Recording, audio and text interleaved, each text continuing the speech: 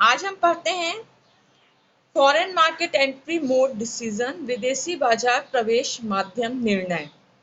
आपके पास first point लिखा हुआ है, study of the statutory provisions, वैधानिक प्रावधानों का अध्ययन।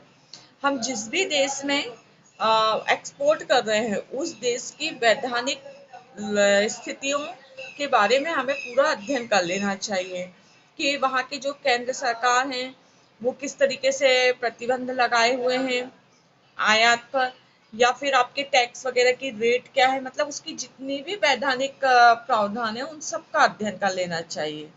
सेकंड है हमारा निर्यात निर्णय, एक्सपोर्ट डिसीजन।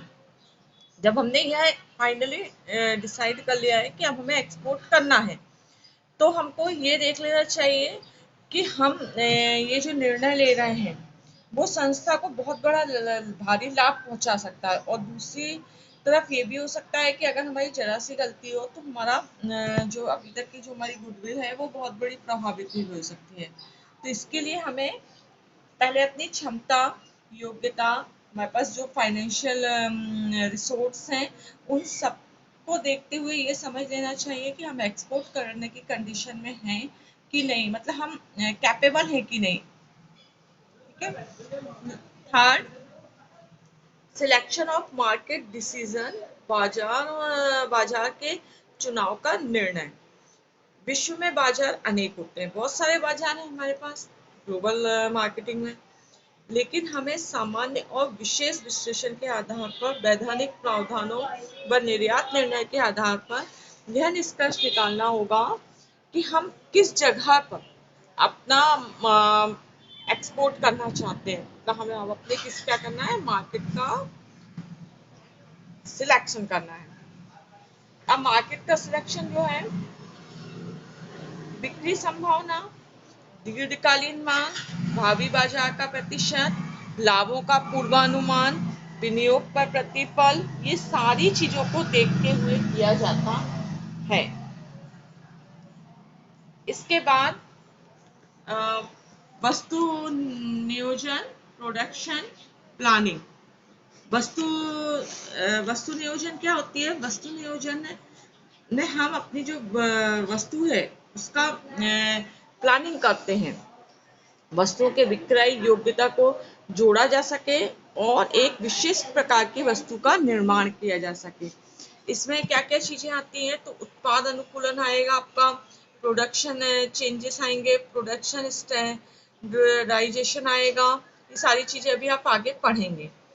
फिर इसके बाद आता है फिफ्थ में न्यू प्रोडक्शन मैन्युफैक्चरिंग। जब हम एक्सपोर्ट करने की तैयारी कर चुके हैं तो क्या अब हम जो हम पुरानी वस्तु बना रहे थे वही बेचेंगे कि हम कुछ नया प्रोडक्शन करेंगे? क्योंकि जब हम जिस देश में हम एक्सपोर्ट के लिए जा रहे हैं तो उस देश की अपनी कुछ कल्चर, कुछ एटमॉस्फेयर हो सकता है, तो क्या हम अपनी वस्तु में चेंजेस उस देश के अकॉर्डिंग कर रहे हैं कि जैसा हम अभी बना रहे थे हम वैसा ही बेचेंगे? एक ये होता है। फिर है 6, बाजार प्रवेश विधि के चयन का निर्णय, decision of market mode entry. अब हमने बाजार प्रवेश विधि के चयन का, हम किस तरीके से एक्सपोर्ट मार्केट में प्रवेश कर रहे हैं, तो इसकी जो विधियां होती हैं, एक होता है आपका डायरेक्ट एक्सपोर्ट, दूसरा होता है जॉइंट वेंचर्स, डायरेक्ट इन्वेस्टमेंट और इनडायरेक्ट एक्सपोर्ट। ये विधियों से आप मार्केट का direct decision of market mode entry करते हैं, किस तरीके से आप एक्सपोर्ट की दुनिया में जाएंगे। 7th है मूल्य निर्धारण निर्णय, प्राइस का डिसीजन करना।